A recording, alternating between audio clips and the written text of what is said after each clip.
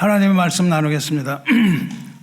이스라엘의 왕 다윗은 전무후무하고 흥미진진한 이야기를 가진 이스라엘의 왕입니다. 그에게는 늘 수많은 충신들이 있었고 용맹한 장수들이 있었고 또 기름 부은 선지자가 있어서 도왔으며 많은 친구들이 다윗을 돌았습니다. 그런데 이에 못지않게 다윗에게는 많은 원수들이 있었죠. 오늘은 이 원수들의 이야기를 통해서 하나님의 나라와 천국에서 우리가 될 잔치에 관한 말씀 나누고자 합니다. 다윗의 생애는 왕권을 위협하는 수많은 원수들과의 싸움으로 점철되어 있습니다. 다윗의 원수는 크게 나누어서 셋입니다. 다윗의 첫 번째 적은 블레셋 민족이었어요. 블레셋, 즉 지금 우리가 이야기하는 팔레스타인 민족은 다윗이 왕위에 이르기 전부터 또 왕이 된 이후까지 이스라엘의 가장 큰 숙적이었으며 또한 다윗의 원수였습니다. 다윗이 역사의 전면에 등장하게 된 것은 블레셋의 영웅 골리앗을 물맷돌로 죽인 사건이었죠. 다윗이 왕이 된 이후에도 여러 차례 블레셋의 침공을 막아내야만 했지만 하나님의 인도하심과 하나님의 보호하심으로 다윗은 마침내 그들을 완전히 정복하게 됩니다. 그래서 이스라엘의 영토를 확장하고 평화를 가져왔습니다. 다윗의 첫 번째 원수는 블레셋입니다. 다윗의 첫 번째 원수였던 블레셋은 외부의 적이었어요. 이렇게 첫 번째 원수가 외부의 적이었던 반면 다윗의 두 번째 원수는 내부의 적이었죠. 다윗의 두 번째 적은 다윗 생애 초기에 가장 큰 위협이었던 이스라엘의 첫 번째 왕 사울이었습니다. 다윗이 블레셋의 그 거인 골리앗을 죽이고 백성들의 영웅이 되니까 사울은 이제 질투에 눈이 멀어서 자기 자신의 왕권을 위협한다고 보고 다윗을 정적으로 인식해서 그를 죽이기 위해서 혈안이 되어서 추격합니다. 그래서 늘 도망다니던 이 다윗이 사울을 죽일 수 있는 기회가 두 번 있었습니다. 그런데도 다윗은 여호와께서 기름 부으신 자를 내 손으로 해치지 않겠다라고 말하면서 사울을 살려주기도 했습니다. 다윗은 사울을 원수로 인식했지만 복수는 오직 하나님께 맡긴다는 신념으로 살았습니다. 다윗의 두 번째 원수는 질투에 눈먼 사울, 내부의 적 사울 왕입니다. 외부의 적 블레셋이 있었고 내부의 적 사울이 있었습니다. 저는 사랑하는 성도 여러분, 첫 번째 원수는 외부의 적 블레셋, 두 번째 원수는 질투에 눈이 먼 사울 왕이었지만 세 번째 원수는 자기의 가족, 그것도 친자식인 압살롬이었습니다. 다윗에게는 수많은 아내가 있었고 첩이 있었어요. 다윗의 아내가 몇 명이었는지는 분명하지 않습니다. 미갈이 첫 번째죠. 사울의 딸 미갈, 그리고 아비가일이라는 여인도 있었고 밧세바를 포함해서 최소한 8명의 아내가 있었습니다. 다윗에게는 아내뿐만 아니라 수많은 첩들이 있었습니다. 그런데 그 숫자 역시 정확하지 않습니다. 굉장히 많은 걸로 알려져 있습니다. 다만 헤브론에서 왕이 된 후 예루살렘에서 더 많은 처첩들을 취했다 이렇게 기록되어 있어요. 그래서 수많은 첩들이 있었을 것이라고 생각이 됩니다.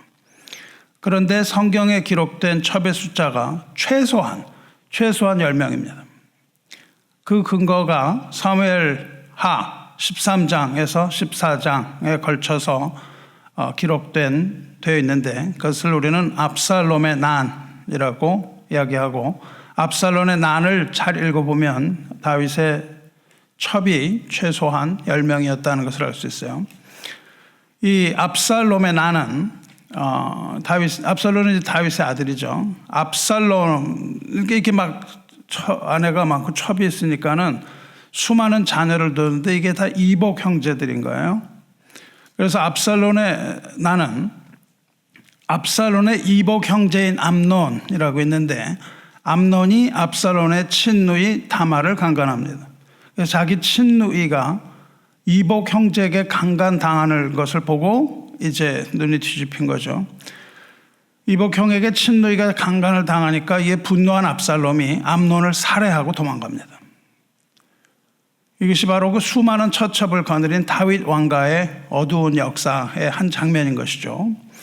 이 사건에 대해서 이 사건이 일어났을 때 다윗이 이것을 명확하게 처벌하지 못합니다. 왜냐하면 다 자기 자식들에 관한 일이기 때문에 이것을 명확하게 처리하지 못하고 우물쭈물 방치하고 말았습니다. 뭐 어떻게 할 수도 없었겠죠. 다 자기 자식들이니까. 압살롬이 도망갔다가 궁으로 복귀를 한 다음에 자기를 지지하는 젊은 세력과 더불어서 백성들의 환심을 삽니다. 그래서 민심을 얻고 반란을 일으킵니다. 아버지에 대해서 반란을 일으키고, 왕자는 아니죠. 아버지에 대해서 반란을 일으키고 자신을 왕으로 추대합니다. 이때 상황이 굉장히 급박해지고 아버지도 죽일 것 같은 기세를 한 아들의 소식을 듣고 이 전황을 들은 다윗은 예루살렘을 버리고 도망갑니다. 이때에 예루살렘을 지키라고 첩을 남겨두었는데 그 첩이 10명이에요. 다윗이 예루살렘 도망하면서 그 예루살렘 성에 첩이 10명이 있었다, 이렇게 기록되어 있습니다. 그리고 예루살렘은 아들 압살롬에 의해서 점령당합니다. 예루살렘을 점령한 아들 압살롬은 자기의 신하들의 충언을 듣는데 그 충언에 따라서 모든 백성이 보는 가운데 아버지가 남겨두고 간 이 10명의 첩들과 백주대낮에 동침을 해요. 그러니까 그 아버지의 모든 첩을 자기의 소유로 만드는 거죠. 이것은 아버지의 왕권을 자신이 확실하게 계승했다고 공포하는 행위입니다. 아버지의 모든 첩이 나의 첩이 된 거니까 내가 왕이다, 이렇게 얘기하는 거죠. 그러니까 이게 가장 확실한 방법이고 가장 폐륜적인 역사가 아닐 수 없습니다. 이 사건으로 압살롬은 왕자였지만 다윗의 가장 확실한 원수가 됩니다. 다윗의 이 처첩 이야기, 처와 첩의 이야기는 영웅 다윗의 성공 뒤에 가려진 권력, 욕망, 그리고 죄의 대가가 얼마나 혹독한 건가, 그리고 그것이 얼마나 파괴적인지를 보여주는 생생한 교훈입니다. 이 이야기는 밧세바의 사건과 더불어서 다윗을 우리가 영웅으로 보지 말아야 하는 이유를 분명하게 말해주고 있어요. 우리 주일학교에서 다윗을 영웅하고 골리앗 죽인 다윗 이런 것들을 자꾸 얘기하는데 그 영웅적인 면을 우리가 너무 강조하지 말아야 되는 이유입니다. 이스라엘의 역사상 가장 위대한 인물인 다윗 역시 한 사람의 죄인에 불과하다는 것을 분명하게 성경이 보여주고 있습니다.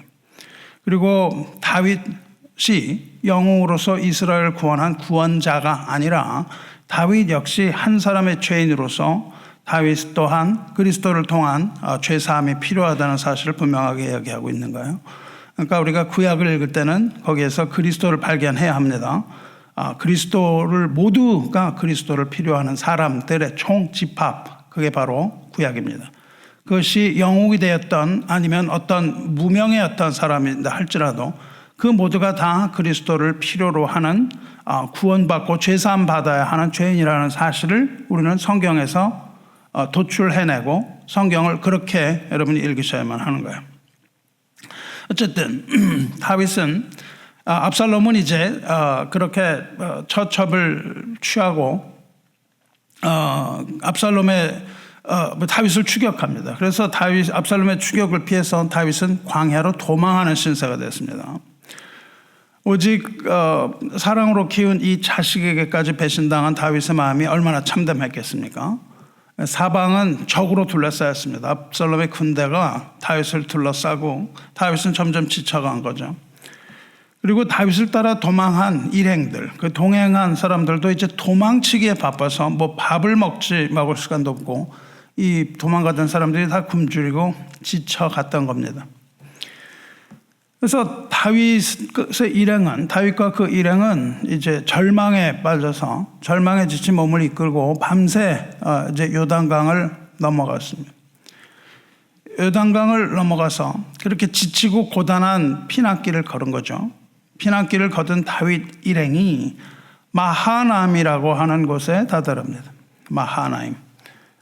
그때 다윗은 거기에서 뜻밖의 그들을 기다리고 있던 세 사람을 만나요.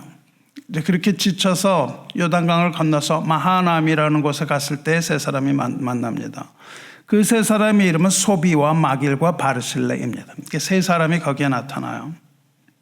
이 사람들이 침대를 가져옵니다. 그리고 대야를 가져와서 물에 담아서 씻게 하고 질그릇을 가져와요. 음식을 담은 질그릇을 가져옵니다. 그리고 거기에 밀을 가져와요. 보리를 가져옵니다. 밀가루를 가져와요. 볶은 곡식, 콩, 팥, 볶은 녹두를 가져왔다고 되어 있습니다. 그리고 그들이 그것에 그치지 않고 꿀을 가져왔고 버터를 가져왔고 양을 가져왔고 치즈를 가져왔습니다. 이렇게 이루 말할 수 없는 아주 풍성하고 많은 그러한 음식으로 이 광야에서 굶주리고 지친 다윗과 그 일행을 먹여요. 그리고 위로합니다. 이것이 바로 사무엘하 17장 27절부터 29절 3절에 걸쳐서 기록된 내용이에요. 그런데 그 사무엘하 17장을 보면 그들이 왜 그들이 그렇게 다윗과 일행을 대접했는지 이렇게 기록되어 있습니다. 이는 그렇게 많은 음식을 가져다 준 것은 그들 생각에 백성이 들에서 시장하고 고나하고 목마르겠다 함이더라. 그러니까 다윗 일행이 도망을 쳐서 아주 배가 고프고 지치고 목이 마를 것 같았기 때문에 그들에게 이렇게 많은 것을 대접했다는 겁니다. 배고픈 그들이 광야 이 빈 들판에서 배고파할 때 그들에게는 뜻밖의 이 풍성한 상이 차려진 겁니다. 근데 그 바로 앞절에 뭐라고 되어 있냐면 이때에 그렇게 음식을 대접받을 때 압살롬은 길르앗 땅에 진을 치고 있었다 그렇게 되어 있습니다. 그러니까 압살롬은 길르앗에 진을 치고 다윗을 죽이려고 군대를 버리고 군대를 세운 그런 상황입니다. 다윗이 머문 곳은 마하나임인데요. 마하나임이 어디냐 하면 길르앗의 한 부분이에요. 그러니까 말하자면은 다윗이 도봉구에 다다랐다. 그런데 이 압살롬은 서울에 진을 치고 있었다 이런 뜻입니다. 그러니까 마하나임이라는 것은 길르앗의 한 부분이에요. 아직도 길르앗을 벗어나지 못한 상태입니다. 그러니까 그야말로 눈앞에 원수의 군대가 진을 치고 있는 거예요. 바로 그 앞입니다. 원수의 군대가 진을 치고 호시탐탐 다윗의 생명을 노리고 있는 그 절박한 상황입니다. 이것을 원수의 목전이라고 부르는 거예요. 거기에서 다윗과 그 일행은 풍성한 밥상을 대접받고 있는 셈입니다. 이것이 바로 시편 23편 5절 오늘 읽은 그 말씀 그 상황이 아니겠어요? 적이 나를 둘러 진치고 나를 죽이려고 하는 이건 죽이려고 하는 거예요. 체포 이런 것이 아니고 죽이려고 수많은 군대가 포위하고 그것을 바라보고 있는 그 상태. 이 상태가 바로 23장 시편 23편 5절입니다. 주께서 내 원수의 목전에서 내게 상을 차려주시고 다윗의 원수는 셋 중에 하나라고 그랬어요. 그렇죠? 이 원수의 목전에서 내게 상을 차려주셨다. 이 고백, 이런 고백과 같은 장면이 지금 다윗의 눈앞에 펼쳐졌던 것입니다. 그래서 어쩌면은 다윗이 이 상황을 회상하면서 이 시를 지었을 수도 있습니다. 그 수많은 원수가 쌓였을 때 밥상을 받은 사건이 바로 그 압살롬의 반란 사건이기 때문에 그래요. 이렇게 원수들이 위협하는 상황, 인생의 그 밑바닥까지 내려간 그 상황에서 하나님께서 밥을 차려주셨다 이겁니다. 하나님께서 준비하시는데 어느 정도로 밥상을 준비하였냐면 상다리가 부러질 정도로 그 수많은 그렇게 많은 것이 열거되잖아요.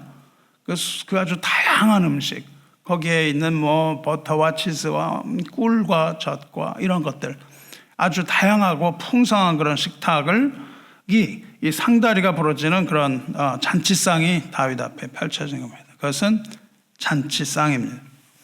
이 상황은 단순한 음식과 쉼터가 아닙니다.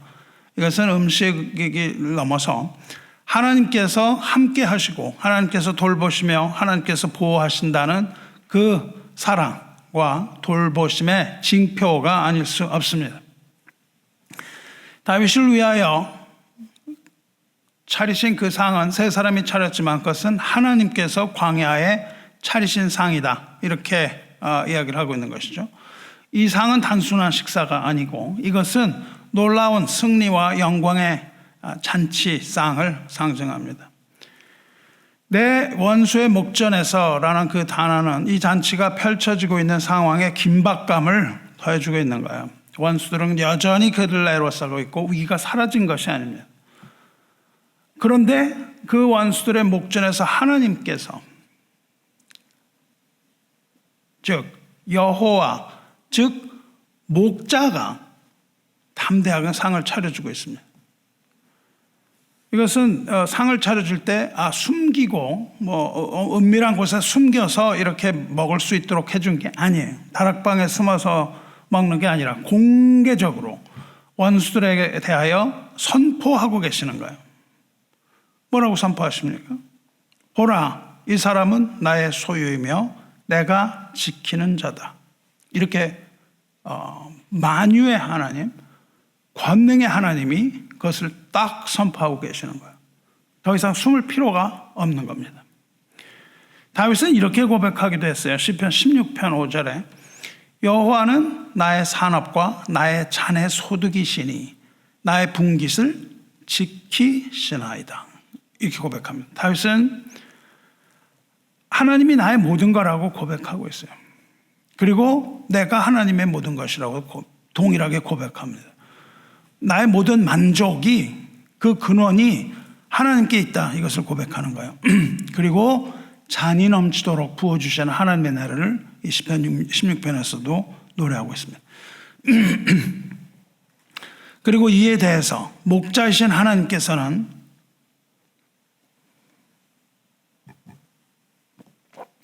이와 같이 고백하고 있는 그 다윗의 고백처럼 그는 나의 분깃이라고 지금 말씀하고 계시는 거예요. 그는 나의 분깃이 분명하고 나는 그를 지키는 자다. 이렇게 원수의 목전에서 하나님이 담대하게 천명하고 계시는 겁니다. 사랑하는 성도 여러분, 고대 근동의 문화에서 식사로 초대한다는 것은 아주 중요한 의미가 있습니다. 아무나 식사로 초대하는 게 아니에요.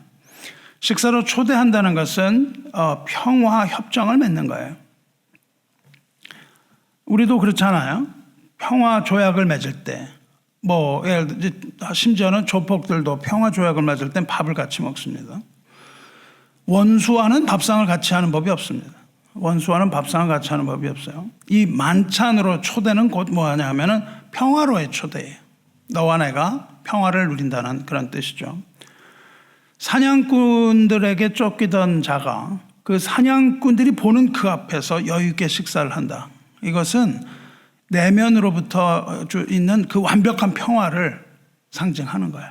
여전히 사냥꾼들이 화살을 당기고 있지만 거기에서 밥을 먹을 수 있는 것은 완전한 평화입니다. 이 양은 원수들에게 둘러싸인 이 양은 외적인 상황과 전혀 상관없이 오직 목자의 뜻과 능력만을 의지합니다. 그리고 아무 염려 없이 그 앞에서 식사를 즐길 수 있는 거예요. 이것이 바로 세상이 줄 수 없는 하나님의 평강입니다. 상황이 달라져서 평화를 얻는 것이 아니라 여전히 그런 상황에서 목자가 있음으로 우리에게 평화를 얻는 거죠. 그리스도께서는 이 땅에 평강의 왕으로 오셨습니다. 그리고 완전한 하늘의 평강을 이루시고 원수의 목전이라 할지라도 상을 차려주십니다. 원수의 목전에서도 이렇게 상을 차려주시는 주님의 선하심을 믿고 선한 목자를 의지하시기 바랍니다. 충만하고 풍성한 은혜를 베푸시는 목자 안에서 우리는 안전하고 우리는 평안함 느낄 수 있는 거예요. 우리가 살아가는 이 세상은 원수의 목전과 같은 세상이에요. 원수와 같이 이 세상은 우리를 삼키려고 합니다. 우리는 이렇게 위험한 세상에 여전히 살고 있지만 목자와 함께 한다면 세상의 어떤 위협 속에서도 우리는 안전하고 우리에게 부족함이 없습니다. 할렐루야. 그런데 비록 거기에서 우리가 상을 받고 밥을 먹는다 할지라도 우리의 전쟁이 아직 끝난 것은 아니라는 사실을 알아야 합니다. 원수가 물러가질 않았어요. 우리의 삶 가운데는 여전히 고난이 있습니다. 우리 삶 가운데는 질병이 있고 두려움이 있고 괴로움이 있습니다. 그리고 재정적인 어려움이 있습니다. 또 근심도 도사리고 있어요. 우리는 여전히 이 땅에 살고 있고 또한 어려움의 한가운데 살고 있습니다. 그럼에도 불구하고 우리는 이 시편을 매일 노래 불러야 하는 것입니다. 이것은 단순한 광야에서의 식사가 아니라 이것은요, 5절은 우리 생의 마지막 여정에서 하나님께서 직접 차려주시는 영광의 잔치, 천국에서 베풀어 주실 천국의 잔치의 그 풍성함을 약속하고 있기 때문입니다. 우리가 이 세상의 삶이 전부이면 뭐 그런 것들이 필요 없습니다. 그냥 우리의 뜻대로 살아가는 것이겠죠. 그러나 우리는 하나님께서 우리를 천국의 잔치로 인도하고 계시다는 사실을 알아야 합니다. 억울하고 고통받는 이 현실과 오해가 난무하고 고통받고 살아야 하는 그리고 또 경쟁하고 살아야 하는 이 긴장의 시간, 내일의 삶이 어떨지 모르는 이런 가운데서도 우리는 시편을 부르면서 노래하면서 소망을 잃지 않을 수 있는 겁니다. 다시 말해서 이 노래는 결국 승리의 잔치를 노래하는 찬송이에요. 여기에 승리가 없으면은 우리는 이것을 잘못 읽고 있습니다. 승리는 결국 원수에 대한 승리입니다. 주 안에서 사랑하는 성도 여러분, 여기서 상을 차려주시는 분이 누구예요? 상을 차려주시는 분은 바로 여호와는 나의 목자시니 내게 부족함이 없으리로다. 여호와 목자가 아닙니까?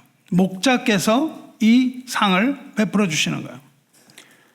이 시편 23편 5절은 하나님께서 자기 백성을 보호하시고 풍성한 은혜로 베푸시는 이 목자의 모습을 보여주면서 원수 앞에서조차 은혜를 베푸시는 하나님의 신실함과 또한 하나님의 권위, 능력, 힘, 이런 것들이 드러나는 것입니다.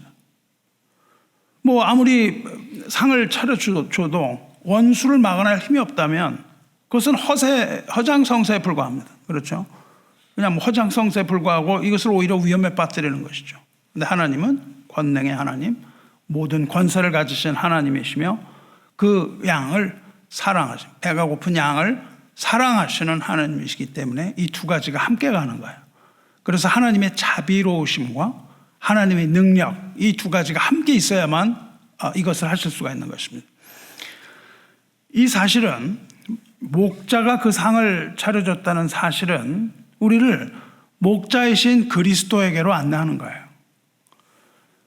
요한복음에 뭐라고 말씀하십니까? 10장에 나는 선한 목자라, 나는 양을 위하여 목숨을 버리노라. 내가 온 것은 양으로 생명을 얻게 하고 더 풍성히 얻게 하려 함이라. 내가 그들에게 영생을 주노니 영원히 멸망하지 아니할 것이요 또 그들을 내 손에서 빼앗을 자가 없느니라. 이 말씀하신다고요. 지금 이렇게 밥을 먹고 있는 이 양들을 빼앗을 자가 없고요.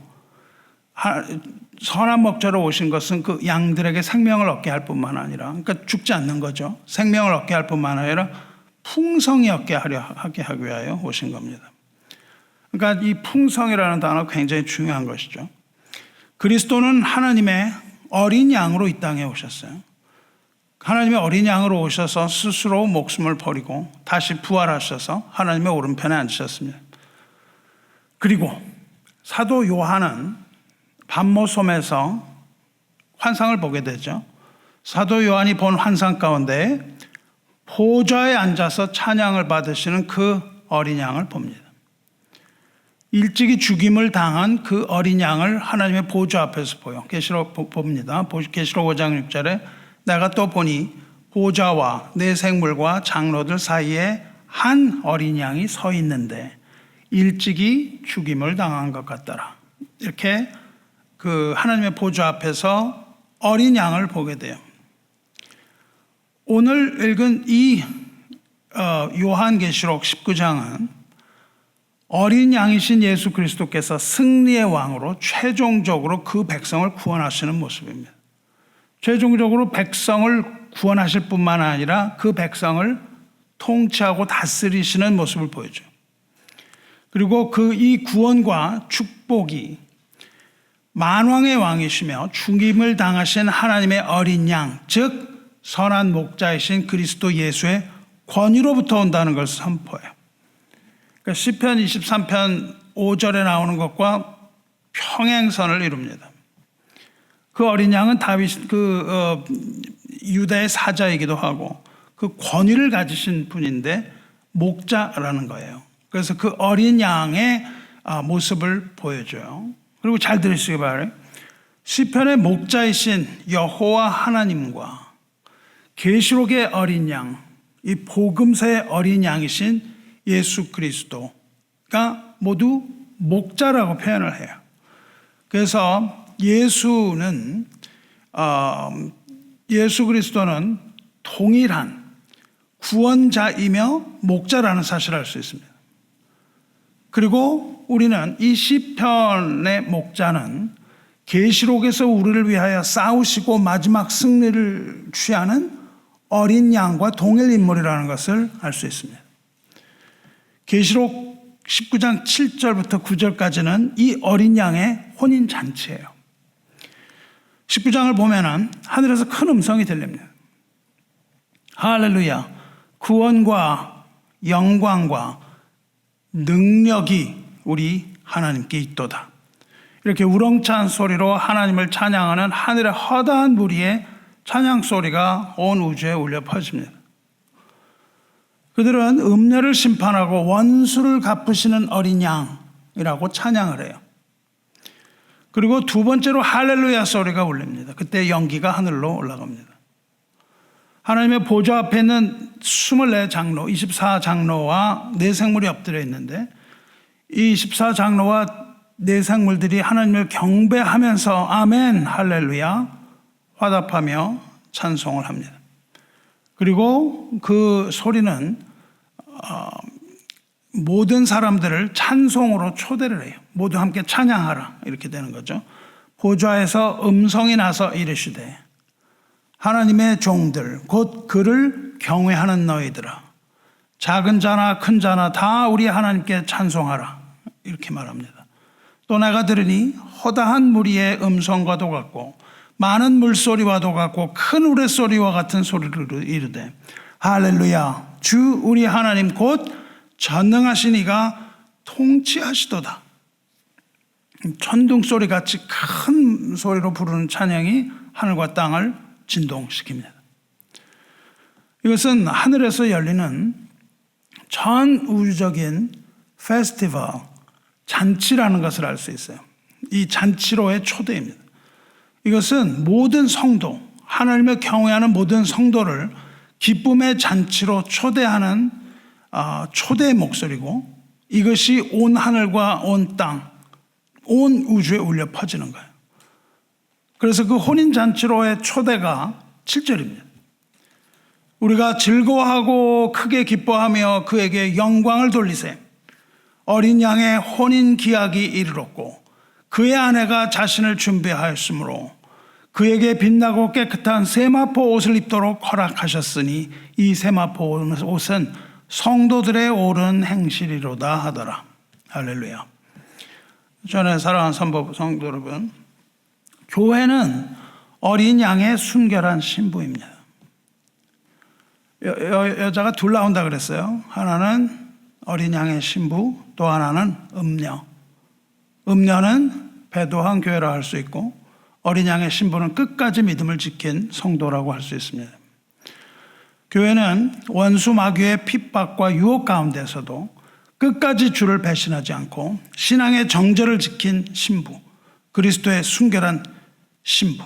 그 신부는 하나님과 주님을 예배하는 교회입니다. 소위 말하는 남은 자라고 말하는 거예요. 세상이 아무리 타락한 것처럼 보여도 하나님께서는 바알에게 무릎 꿇지 않은 7천을 남겨두셨다고 말씀하세요. 우리 교회가 이렇게 타락한 것처럼 보여도 그 안에는 바알에게 무릎 꿇지 않은 하나님의 종 하나님을 경외하는 사람들이 지척으로 깔려 있습니다. 이것이 바로 하나님의 교회고, 이 교회가 바로 진정한 교회고 하나님을 예배하는 자들입니다.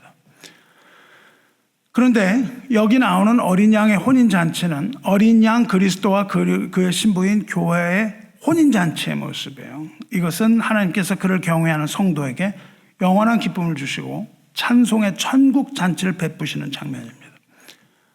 그렇기 때문에 시편 23편 5절의 본문과 계시록 오늘 말씀은 모두 하나님의 풍성한 복을 이야기하고 있어요. 그리고 보호하심, 악으로부터의 보호하심을 이야기하고 있습니다. 그리고 성도와 그리스도의 영원한 연합과 기쁨에 관하여 이야기하고 있는 거예요. 사랑하는 성도 여러분, 이렇게 혼인잔치를 초대한 후에 9절을 보면 천사가 내게 말하기를 기록하라. 어린 양의 혼인잔치에 청함을 받은 자들은 복이 있도다 하고 또 내게 말하되 이것은 하나님의 참된 말씀이라 이렇게 말합니다. 성도 여러분, 성도는 곧 어린 양의 혼인잔치에 청함을 받은 사람들이에요. 부르심을 받은 자들입니다. 그것을 교회라고 불러요. 참된 교회를 말합니다.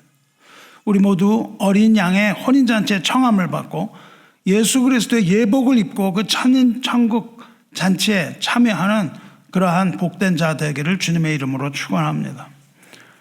성도 여러분, 5절 다시 읽을 때 주께서 내 원수의 목전에서 상을 차려주시고 기름을 내 머리에 부으셨으니 내 잔이 넘쳐나이다. 우리가 달려갈 길 다 가고 천국 문을 들어서서 그 어린 양의 천국 잔치에 참여하게 되는데 그때 하나님께서는 친히 우리 머리에 기름을 발라주실 겁니다. 여기서 말하는 기름은요, 기름이 두 가지 있는데 하나는 왕이나 선지자나 제사장의 위임식에 붓는 기름이 있습니다. 근데 여기서의 기름은 그런 기름이라고 할 수 없고 여기서의 기름은 풍족함, 풍요로움, 기름진 것 그런 것들을 의미합니다. 원어에 좀 다르게 되어 있어요. 여기 있는 단어는 많이 쓰이지 않는 단어예요. 이 기름은 뭐냐 하면 어떤 왕실이나 귀족 사회에서 사용하던 귀중품이에요. 이것은 머리에 바르던 향유를 뜻합니다. 향기 나는 기름이에요. 고대 근동 지방에서 귀한 사람을 식탁으로 초대하면 이런 기름을, 즉 그 향유를 그 사람의 머리에 이렇게 발랐다 그래요. 그것은 환영의 의미입니다. 당신을 내가 이렇게 귀하게 여깁니다 라는 의미에서 향유를 부어주는 거예요. 다시 말하면 향수를 뿌려주는 것과 비슷한 겁니다. 향기 나는 모습으로 들어오라는 거예요. 그러니까 이것은 환영의 의미인 동시에 그 사람을 귀히 여기는 존중의 의미입니다. 그것이 바로 기름 부음의 의미예요. 여기서 말하는. 성도 여러분, 이 구절은 하나님께서 지금 다윗을 높이셨다는 거예요. 그리고 부요하게 하셨다는 겁니다. 다윗을 높이시고 부요하게 하신 데 대한 감사의 노래예요. 기름을 바르신 하나님은 원수 앞에서 그 주인이신 그 목자의 정중한 초청을 받은 거예요. 그러니까 이 식탁이 아주 정중한 초청이라는 뜻입니다. 그리고 하나님은 다윗을 높이고 존중하셨어요. 마태복음 26장 6절 7절 한번 보시기 바라요. 예수께서 베다니 나병 환자 시몬의 집에 계실 때에 한 여자가 매우 귀한 향유 한 옥합을 가지고 나와서 식사하시는 예수의 머리에 부으니, 그렇게 되어 있죠. 이 여인이 향유 기름, 아주 비싼 겁니다. 그것을 딱 뜯어가지고 다 부었어요. 요즘은 이렇게 무슨 뚜껑을 닫는 향수의 뚜껑을 닫기도 하지만 당시에는 플라스크처럼 병을 봉했어요. 그래서 우리가 주사를 맞을 때 이 앰플을 탁 깨뜨려서 주사약을 맞잖아요. 그것처럼 이 목이 가는데 그걸 딱 부러뜨리면 거기서 향기가 나오면서 그 향수를 쓸 수 있는 거야. 이 여인이 그 향유 기름을 통째로 다 붓습니다. 모조리 다 아주 되게 비싼 건데 이 여인이 향유를 부은 것은 어떤 의미에서 부었을까요? 그것은 예수님을 존중하는 의미에서 부은 겁니다. 예수님을 존경하는 마음으로 그렇게 부었죠. 그런데 예수님이 그것을 보고 뭐라고 그러세요? 이 여자가 내 몸에 이 향유를 부은 것은 내 장례를 위하여 함이라 그렇게 말씀하신다고요. 그녀는 자기도 모르는 사이에 예수님을 존중하는 마음으로 기름을 부었을 뿐인데 그것이 예수님의 장례를 미리 준비한 것이에요. 이 여인이 예수님의 그 섭리를 알았겠습니까? 그것이 아니고 그냥 예수님을 존중하는 마음, 귀히 여기는 마음에서 이 향유를 부었는데 그것은 예수님의 장례를 준비한 아주 귀한 것이 된 거예요. 왜 이것이 장례를 준비한 것이냐 하면 이사야가 그렇게 예언하고 있기 때문입니다. 이사야가 예수님의 죽음, 십자가 죽음에 관해서 예언할 때 이사야서 53장 9절에 그의 무덤이 악인들과 함께 있었으며 그가 죽은 후에 부자와 함께 있었도다. 이사야의 이 예언을 이룬 것이에요. 이것을 이루게 한 게 그 여인입니다. 예수님께서는 두 명의 행악자, 악인들과 함께 십자가에서 죽으신 것을 이사야가 예언하죠.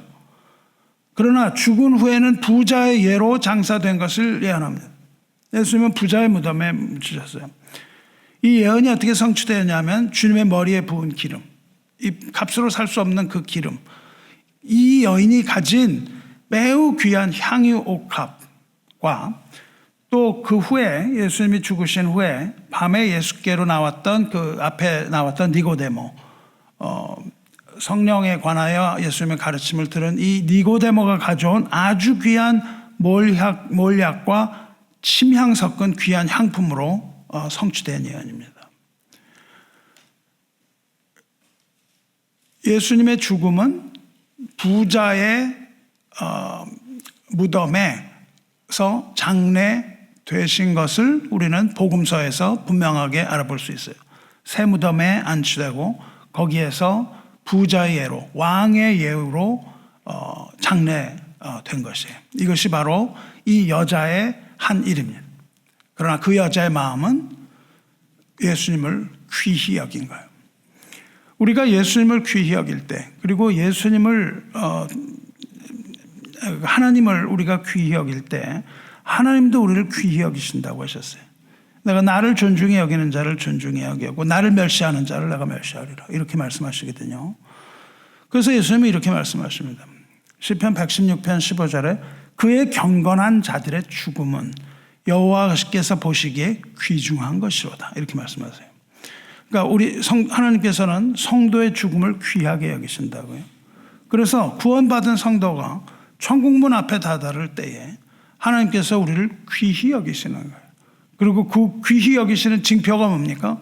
머리에 기름을 부으신다 이렇게 표현하고 있는 거예요. 시편에서.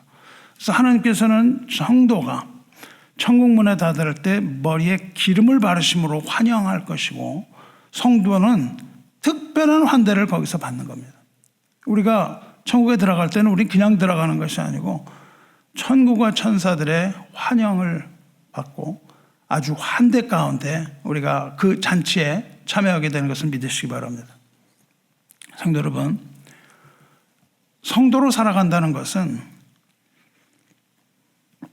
뭐 그렇게 좋은 게 아닙니다. 성도로 살아간다는 것은 섬김의 자리로 내려가는 것을 뜻해요. 예수께서 말씀하시기를 내가 세상에 온 것은 섬김을 받으려 함이 아니라 섬기러 왔다. 그렇게 말씀하신 것처럼 예수님과 하나 된 성도는 낮은 자리로 내려가야 하는 법입니다. 그러나 기억하시기 바라요. 우리가 낮은 데로 내려간다고 해서 낮아지는 것이 아닙니다. 성도가 세상과 교회에서는 비록 낮고 초라해 보인다 할지라도 성도는 어린 양의 잔치에 참여하는 귀한 존재라는 거예요. 거기는 아무나 들어갈 수 있는 것이 아닙니다. 예복을 입은 자만 들어가요. 그리스도로 옷을 입은 자만이 천국 잔치에 참여합니다. 성도는 어린 양의 잔치에 참여할 수 있는 자격을 부여받은 사람이며 그리스도 안에서 하나님이 존귀히 여기시는 존귀함과 영접을 받는 그런 자인 것을 결코 잊지 마시기 바라요. 이것이 바로 성도의 신분입니다. 성도의 신분은 이렇게 고귀한 거예요. 낮은 자리에 간다 할지라도 하나님께서 높이시는 자입니다. 성도의 신분은 하나님의 자녀입니다. 그리고 성도는 하나님의 백성입니다. 하나님의 자녀로 또 하나님의 백성으로 이루 말할 수 없이 고귀한 신분으로 하나님께서 우리를 삼으셨어요. 이것을 잊지 말아야 됩니다. 이것을 잊지 말고 천국 소망으로 이 세상에서 승리하시길 주님의 이름으로 축원합니다. 성도 여러분, 다윗은 이렇게 노래하면서 찬송의 고백을 드립니다. 이렇게 노래해요. 내 잔이 넘치나이다. 주께서 내 원수의 목전에 선행의 상을 차려주시고 기름을 내 머리에 부으셨으니 내 잔이 넘치나이다. 그 결과로 내 잔이 넘친다는 거예요. 기름 부으심은 존귀함의 표현인데 기름 부으심이 존귀함의 표현이라면 이 넘치는 잔은 풍요로움을 말합니다. 풍요로움을 말하고 만족함을 말해요. 우리가 커피를 주문할 때 아침에 가면은 커피를 따라줄 때 fill it to the rim 그렇게 얘기합니다. fill it to the rim. 이 커피 머그에 가득 채워달라 이걸 말하잖아요. 만족함을 말하는 거예요. 커피를 이렇게 조금 따라주는 게 아니고 가득하게 채우는 그런 모습을 말하는데 여기서는 가득 채우는 정도가 아니라 이 잔의 경계를 넘어서 이 차고 넘치는 것을 말하죠. 차고도 넘치는 하나님의 부으심. 하나님이 부으시는데 끊임없이 부으시는 거예요. 넘치도록 풍성하게 쏟아지는 하나님의 은혜를 말합니다. 이것은 우리의 삶의 모든 영역에서 풍족하게 충분하고 남아돌도록 부으시는 하나님의 은혜와 은총에 대한 감격의 고백이죠. 잔치의 기쁨과 만족이 아주 크게 달한 모습입니다. 성도 여러분, 우리 삶의 현장이 힘들고 지친다 할지라도 하나님께서는 매일매일 우리에게 은혜를 부으시는 거예요. 매일매일 부으시는 이 은혜를 경험하시길 바라요. 그리고 붓고 또 부으시는 그 하나님의 은혜를 발견하시고 그 은혜에 감사드리시기를 바랍니다. 끊임없이 끝없이 부으시는 이 하나님의 은혜에 대하여 내 잔이 넘치나이다. 이렇게 만족의 조그만 고백을 하나님께 드리시기 바라요. 왜 내 것이 이렇게 적은가? 이렇게 불평하는 것이 아니라 내 잔이 넘치나이다라는 것을 믿음의 눈으로 보시기 바라요. 주님의 은혜는요, 언제나 부족함 없이 채워지는 아주 충만한 그런 축제의 기쁨입니다. 하나님 우리에게 기쁨을 부으신다고요. 이 작은 감사의 고백이 바로 하늘의 기쁨을 누리는 길인 것을 잊지 말아야 합니다. 부으시는 이 잔은 기쁨이에요. 거기에 채워지는 건 기쁨이고 은혜인데 특히 이것은 천국에 올라갈 때 우리가 누리게 되는 큰 기쁨을 말하고 있어요. 시편 16편 8절에 그렇게 말합니다. 내가 여호와를 항상 내 앞에 모시며 그가 나의 오른쪽에 계심으로 내가 흔들리지 아니하리로다. 이러므로 나의 마음이 기쁘고 나의 영도 즐거워하며 내 육체도 안전히 살리니 이는 주께서 내 영혼을 수월에 버리지 아니하시며 주의 거룩한 자를 멸망시키지 않으실 것임이니이다. 주께서 생명의 길을 내게 보이시리니 주의 앞에는 충만한 기쁨이 있고 주의 오른쪽에는 영원한 즐거움이 있나이다. 이렇게 고백을 해요. 내가 이렇게 만족하고 즐거워하며 내 육체가 안전히 사는 것은 나의 영혼을 수월, 지옥에 던지지 않으실 것이기 때문에 나는 그렇게 기뻐한다는 거예요. 내가 그렇게 멸망당하지 않고 주께서 나에게 생명의 길을 보여주심으로 주의 앞에 나에게 충만한 기쁨이 있고 또 그 옆에 오른쪽에 영원한 즐거움이 있다는 겁니다. 이것을 우리가 알아야 되는 것이죠. 이것이 우리 개혁 신앙인들이 고백하는 첫 번째입니다. 주를 영화롭게 하고 그 안에서 영원토록 기뻐하는, 즐거워하는 것. 영원토록 즐거워하기 우리에게 필요한 게 뭐예요? 우리가 영원토록, 어떻게 하면 영원토록 즐거워합니까? 영원토록 살아야만 우리가 그렇게 즐거워할 수 있는 거잖아요. 거기에는 영생이라는 것이 들어 있습니다. 그러니까 우리는 하나님을 영화롭게 하고 우리가 주 안에서 기쁘게 사는 거예요. 이 기쁨은 어느 정도냐면 잔이 넘치도록 부으시는 충만한 기쁨이에요. 그리고 주의 영원한 즐거움을 뜻하는데 우리 영혼을 안전하게 하시는 것, 즉 구원하여 우리에게 생명의 길을 보여주시는 것, 그것을 뜻하는 겁니다. 성도 여러분, 이 풍성하게 잔을 부으시는 주님 앞에 있는 그 충만한 기쁨, 그리고 주의 오른쪽에 있는 영원한 즐거움을 얻으시기를, 반드시 하시기를 주님의 이름으로 축원합니다. 그것은 우리에게 믿음과 감사로 얻는 겁니다. 사랑하는 성도 여러분, 시편 23편 5절을 읽었는데 이 5절이 그리고 있는 그 그림, 그 잔치는 우리가 아까 본 것처럼 요한계시록의 어린 양의 혼인잔치의 그림자예요. 이 잔치는 영원한 잔치이며 완전한 기쁨과 만족으로 충만한 영원한 축제입니다. 이런 믿음의 여정을 끝까지 잘 지키시기를 원합니다. 그리하여 이 천국 잔치의 영광에 참여하는 성도 되시기를 축원해요. 천국 잔치에 들어갈 때 준비해야 됩니다. 예복을 입어야 돼요. 그리스도의 옷을 준비하시기 바라요. 여러분이 가지고 있는 모든 옷을 다 벗어버리고 그리스도로 옷을 입어야만 천국에 들어갑니다. 기록하라, 어린 양의 혼인잔치에 청함을 받은 자들은 복이 있도다. 이것은 하나님의 참되신 말씀이라. 주님의 이 초청을 기억하면서 사시기 바라요. 그리고 지금 이 시간부터 우리의 삶에 소망을 가지고 천국의 영원한 잔치, 어린 양의 혼인잔치를 연습하면서 사시기를 축원합니다. 천국의 이 잔치는요, 이것 역시 이사야 선지자가 이미 자세하게 예언을 했습니다. 그것이 얼마나 풍성한 건지 예언을 했어요. 이사야서 25장 6절에 이렇게 되어 있습니다. 만군의 여호와께서 이 산에서 만군의 여호와께서 이 산에서 만민을 위하여 기름진 것과 오래 저장하였던 포도주로 연회를 베푸시리니 곧 골수가 가득한 기름진 것과 오래 저장하였던 맑은 포도주로 하실 것이며, 만군의 여호와라는 말은 만군, 모든 군대의 하나님을 뜻합니다. 만군의 여호와께서, 여기 뭐가 나와요? 만군, 군대의 하나님이 나와요. 만군의 여호와께서 이 산, 즉 하나님의 성산에서, 즉 하나님의 나라에서 세계 만민, 즉 열방을 위하여서 이제 연회를 베푸실 것이다. 이렇게 기록을 했습니다.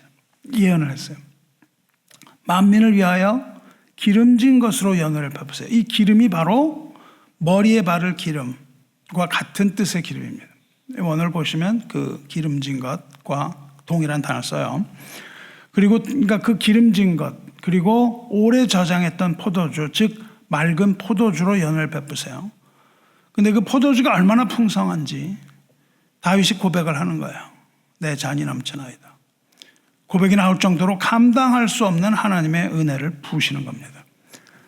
그리고 그 바로 뒤어서 이사야서 8절에 사망을 영원히 멸하실 것이라 이렇게 되어 있어요. 연회를 베푸시고 사망을 영원히 멸하실 것이라. 주 여호와께서 모든 얼굴에서 눈물을 씻기시며 자기 백성의 수치를 온 천하에서 제하시리라. 여호와께서 이같이 말씀하셨느니라. 사망을 멸하시고 모든 얼굴에서 눈물을 씻기실 것입니다. 이것이야말로 천국의 마지막 모습을 이야기하고 있는 거예요. 하나님이 연회를 베푸심과 동시에 사망을 멸하십니다. 무엇으로서? 만군의 여호와로서, 모든 군대의 하나님으로서 사망을 완전히 멸망시킵니다. 사망을 멸하시고 모든 눈물을 씻기시는 것이 바로 새하늘과 새 땅, 새 예루살렘이 내려오는 그 마지막 날의 모습이에요. 요한계시록 20장 말씀이시죠.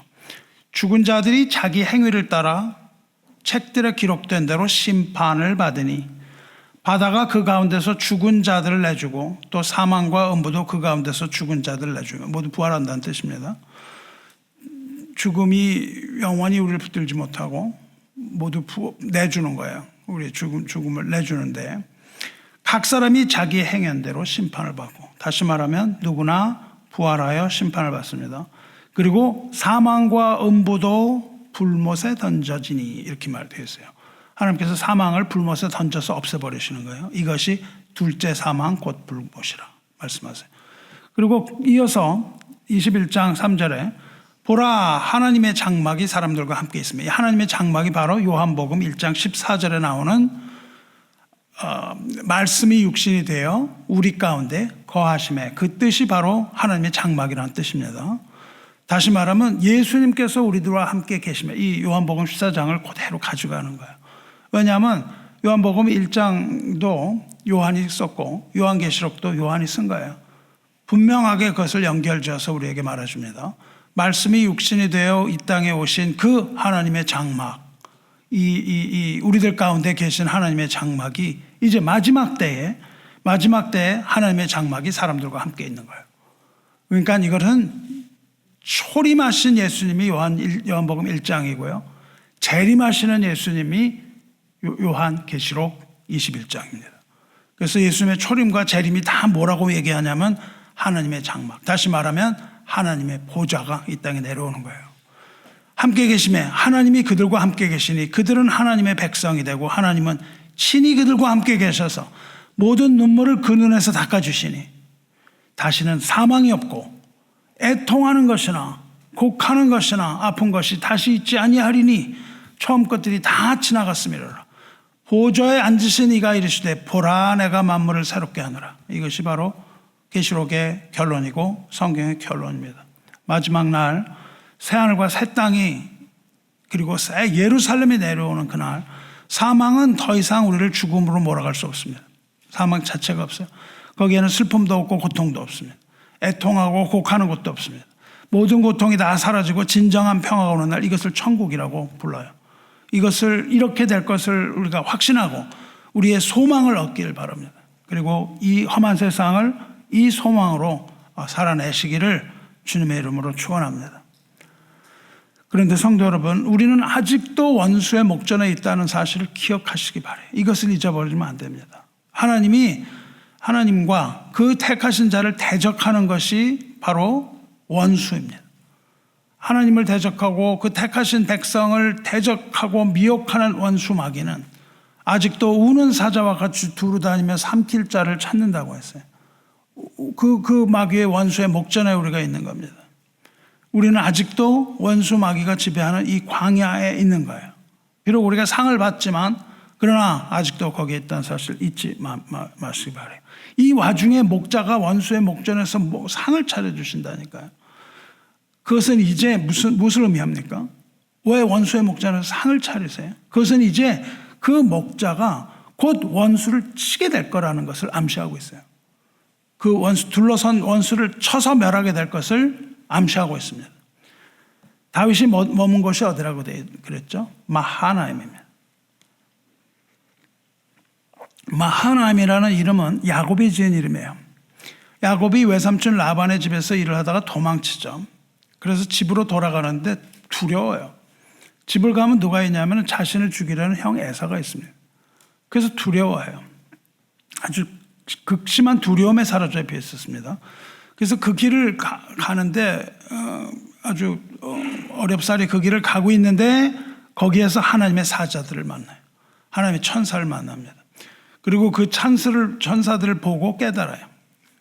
뭐라 그러냐면 이 천사들이 하나님의 군대로다 이렇게 얘기를 해요. 하나님의 군대로다. 그리고 그 땅의 이름을 마하나임이라고 불러요. 마하나임은 문자적으로 two camps, 두 진영이라는 뜻입니다. 두 진영이에요. 야곱이 본 것은 하나님의 나라가, 하나님의 군대가 둘로 나누어서 진쳤다는 걸, 진치고 있는 걸 본 겁니다. 하나님의 군대가 진을 쳤는데 하나는 야곱의 앞에, 하나님의 야곱은 뒤에, 이렇게 두 캠프로 나누어서 야곱을 보호하기 위하여 군대가 진치고 있는 것을 보았다는 거예요. 그것이 바로 야곱이 마하나임이라고 이름을 지은 그곳에 지금 압살롬의 추적에서 도망치고 있는 다윗이 그곳에 다다르는 거예요. 그 두 진영 마하나임의 군대가 있었던 그곳에 도달한 다윗은 무엇을 봅니까? 다윗도 앞뒤로 진친 마하나임을 보았을 것이 분명합니다. 마하나임이라는 단어를 유독 성경에서 드러내고 있거든요. 왜냐하면 야곱을 죽이려던 그 원수의 군대로부터 야곱에게 평안함을 주었었거든요. 그 야곱에게 평안함을 주었던 곳이 바로 마하나임이라는 것을 알았어요. 그리고 하나님께서 마하나임에서 다윗에게 상을 베푸시는 것을 노래하고 있기 때문입니다. 그 평안, 하나님의 평안을 다윗은 노래하고 있는 거예요. 그러니까 여기가 마하나임이구나. 이것을 아는 겁니다. 하나님의 군대를 봅니다. 마하나임에서 다윗에게 상을 차려주신 하나님은 그 원수를 멸하시는 거예요. 그래서 실제로 다윗을 둘러쌌던 그 다윗에게 반란을 일으켰던 압살롬의 군대가 평정됩니다. 그리고 압살롬은 죽임을 당하게 되죠. 그러니까 원수의 목전에서 상을 차려주셨는데 결과는 뭐였어요? 그를 바라보고 있던 압살롬의 군대가 멸망하게 되는 결론을 우리는 보거든요. 어린 양의 잔치는 어떻게 되나요? 어린 양의 잔치가 일어날 때 악한 세력이 다 평정됐냐면 아니에요. 어린 양의 잔치가 일어날 때 여전히 악의 세력이 존재합니다. 어린 양의 잔치가 벌어진 초대가 된 이후에 이런 일이 발생합니다. 11절 보시면 또 내가 하늘이 열린 것을 보니 보라 백마와 그것을 탄 자가 있으니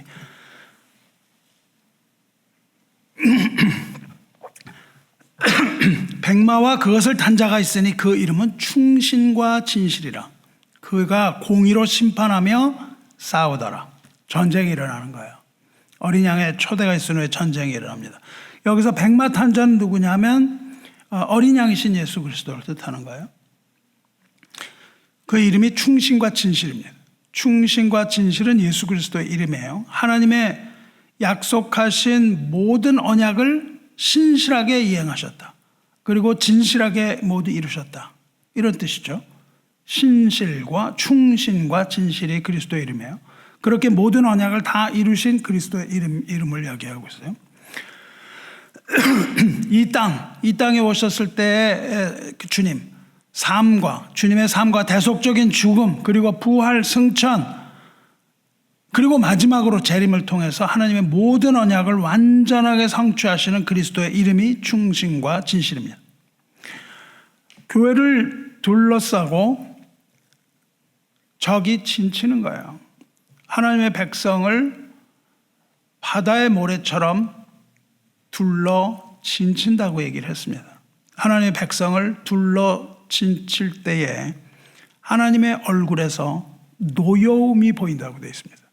그러니까 하나님의 백성을 죽이려고 둘러싼 무리들을 향한 하나님의 진노라는 거예요. 그러므로 하늘의 문이 열리고 백마를 탄 자가 나오는 겁니다. 교회를 둘러싸고 진친 그 악한 세력을 대적하여 백마 그리스도는 지금 혼인잔치가 열어지고 있는 이때 공의로 심판하며 싸우신다는 겁니다. 이것은 혼인잔치와 더불어 대적들과의 전투와 심판이 벌어지고 있는 것을 의미합니다. 12, 13절은 예수님이 이렇게 표현합니다. 그 눈은 불꽃 같고 그 머리에는 많은 관들이 있고 또 이름 쓴 것 하나가 있느니 자기밖에 아는 자 같고. 심판하는 주님의 이름은 불꽃과 같습니다. 불꽃 같은 눈으로 주님은 죄인들의 마음의 중심을 꿰뚫어 보시는 거예요. 우리들의 마음을 꿰뚫어 보시고 그렇게 꿰뚫어 보시기 중심을 보시기 때문에 주님은 공평하게 공의로 심판할 수 있다는 겁니다. 또 그가 피 뿌린 옷을 입었는데 그 이름은 하나님의 말씀이라 하더라. 주님께서는 어린 양으로 오셔서 십자가에서 피 흘리셨어요. 그래서 피 뿌린 옷을 입고 계시는 겁니다. 그런데 또 하나는 주님인 하나님의 말씀이에요. 요한복음 1장에 나오는 성육신하신 주님의 이름이 말씀이었다고요. 좀 전에 말씀드렸죠. 태초에 말씀이 계시니라. 이 말씀이 하나님과 함께 계셨으니 이 말씀은 곧 하나님이시라. 말씀이 육신이 되어 우리 가운데 거하심에 우리가 그의 영광을 보니 아버지의 독생자의 영광이요 은혜와 진리가 충만하더라. 이 땅에 처음 오신 그리스도는 말씀입니다. 그리스도는 중보자로 또 구원해 주러 오셨어요. 하지만 다시 오시는 주님의 이름 역시 하나님의 말씀이라고요. 지금 그 얘기를 하신다고요. 말씀으로 이 땅에 오셨고 말씀이라는 이름으로 다시 오신다는 겁니다.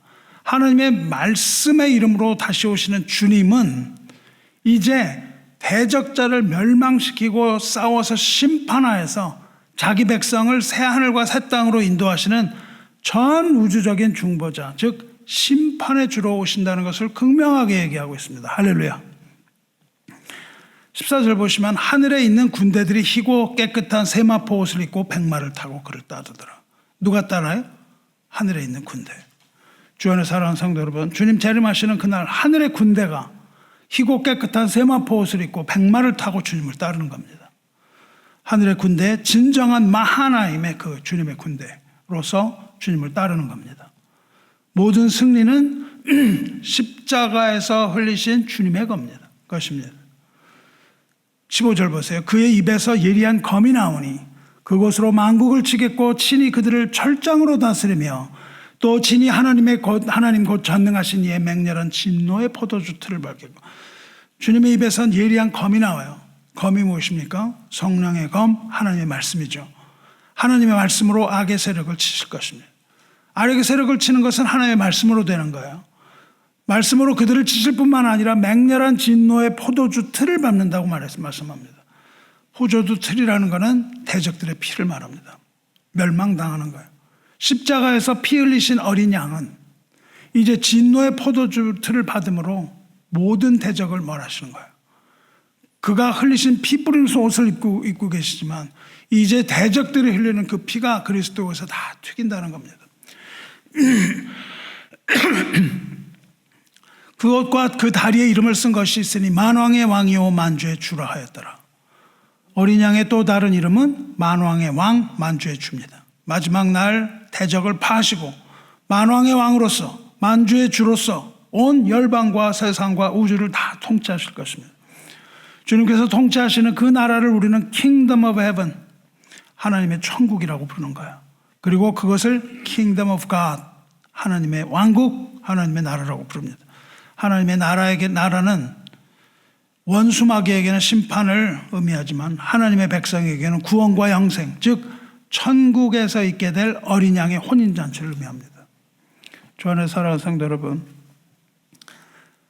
목자가 상을 베풀어 준 곳, 이 잔치를 베푸신 곳이 원수의 목전이라는 것을 잊지 마시기 바라요.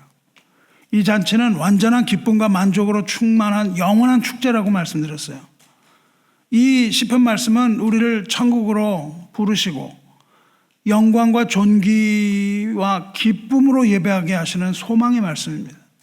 그러나 우리는 여전히 그 고난 가운데 있고 고난 가운데에서의 천국으로 초청이라는 것을 잊지 마시기 바라요. 그리고 저와 여러분의 삶이 내 잔이 넘치나이다, 이러한 신앙 고백으로 변화되기를 주님의 이름으로 축원합니다. 이 잔치가 여러분의 삶에서 현실이 되기를 축원합니다. 신실한 믿음을 가지고 이 축제 자리로 나가게 되기를 주님의 이름으로 축원합니다. 한 가지만 추가로 말씀드리고 말씀 마치겠습니다. 내 잔이 넘치나이다. 주께서 우리에게 부으시는 은혜의 잔은 언제나 넘치는 잔이에요. 그러니까 큰 은혜를 사모하시기 바라요. 주님 앞에 잔을 내밀 때는 믿음으로 큰 잔을 준비하시기 바라요. 저와 여러분이 아무리 큰 잔을 준비하여 하나님 앞에 내민다 할지라도 하나님께서 채우시지 못할 만큼 큰 잔은 없습니다. 믿음으로 큰 잔을 하나님 앞에 내밀면 하나님께서 그 큰 잔을 다 채우시는 겁니다.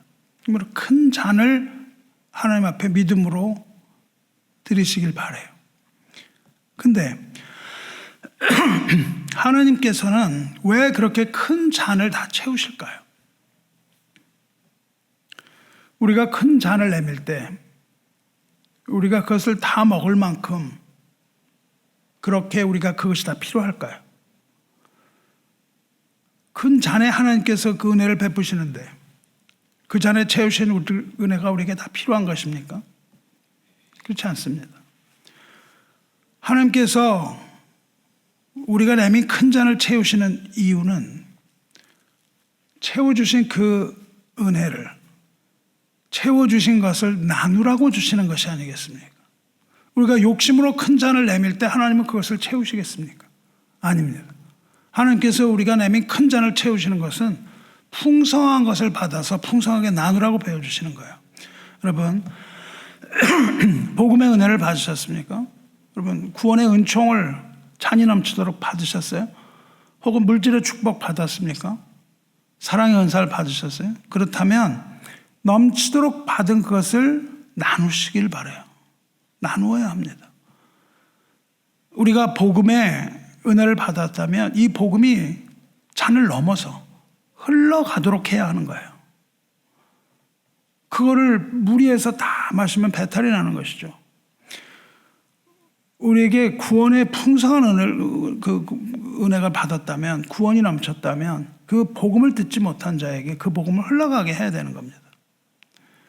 물질의 복을 받았으면 그것을 다 가지지 말고 하나님 나라에 사용하시기 바라요. 사랑의 은사를 받았다면 그 사랑하는 은사를 사용해야 돼요. 사랑의 은사를 사용하지 않는다면 그건 죄악입니다. 사랑은 나누면 배가 되는 거죠. 받은 것을 반드시 나누시기를 부탁합니다. 그리고 많은 것을 주시도록, 많은 것을 나눌 수 있도록 우리는 큰 잔을 하나님 앞에 믿음으로 드리는 거죠.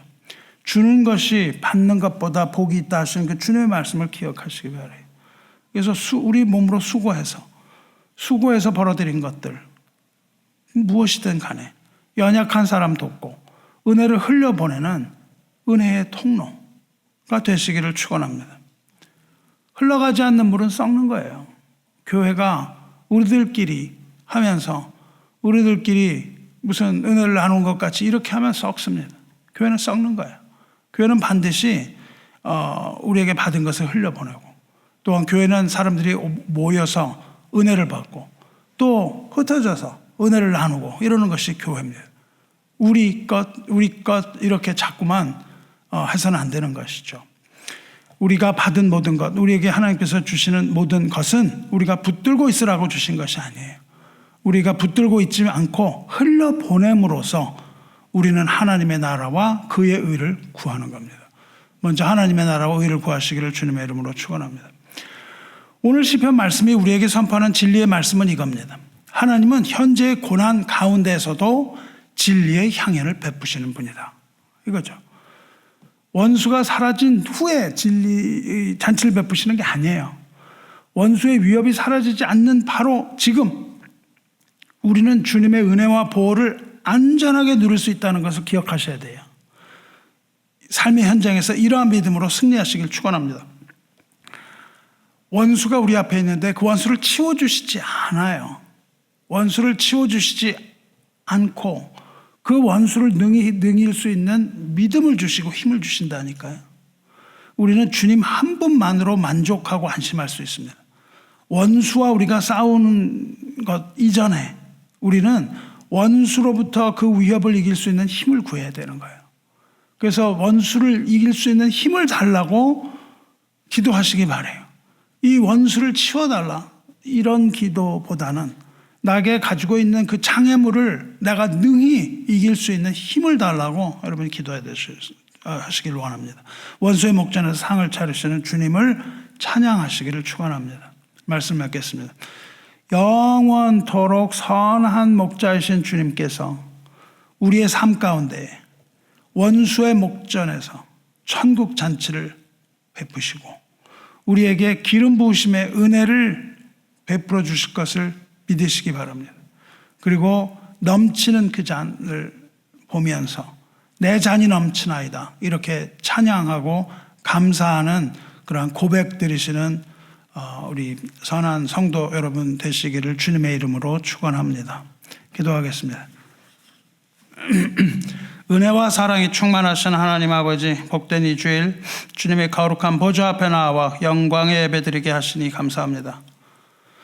오늘 선포된 주님의 말씀을 통하여 우리의 목자 되시는 주님의 은혜를 다시금 깊이 깨닫게 해주시니 감사합니다. 우리의 삶을 돌아볼 때에 우리를 근심하게 만들고 두렵게 하는 원수들의 목전에서 상을 차려주심 감사합니다. 은혜의 잔치를 베푸시는 주님, 세상의 고생과 환난 가운데서도 우리의 머리에 기름을 부으셔서 주님의 백성 삼으시고 우리가 내미는 잔이 넘치도록 은혜와 기쁨 부어주시니 감사드립니다. 우리 삶의 현장이 주께서 차리시는 승리의 식탁 되게 하시고 이 은혜가 흘러넘쳐서 지친 이웃과 고통받는 형제와 죽음의 사슬에 매여 절망하는 형문에 흘러넘치게 하여 주시옵소서. 만왕의 왕이시며 만주의 주이신 주님, 어린 양의 혼인잔치에 불러주심에 감사합니다. 이 땅에서의 모든 시험과 고난을 믿음으로 이기게 하여 주시옵소서. 그리고 지금 드리는 이 예배와 찬양을 통하여 빛나고 거룩한 세마포 옷을 입혀 주시옵소서. 이제 우리가 예배 마친 후 세상으로 돌아갑니다. 주님의 넘치는 은혜로 모든 염려와 두려움 이기게 하여 주시옵소서. 어린 양의 혼인잔치에 합당한 거룩한 그리스도의 신부로 살게 하여 주시옵소서. 만왕의 왕이요 만주의 주이신 주께서 인도하여 주시옵소서. 선한 목자의 인도함 받게 하여 주시옵소서. 우리의 삶을 통하여서 하나님의 나라를 확장하는 복된 증인으로 살게 하여 주시옵소서. 십자가에서 흘린 피로 우리를 구원하시고 영원한 잔치로 초대하시는 하나님의 어린 양 우리 주 예수 그리스도의 이름으로 기도드리옵나이다. 아멘.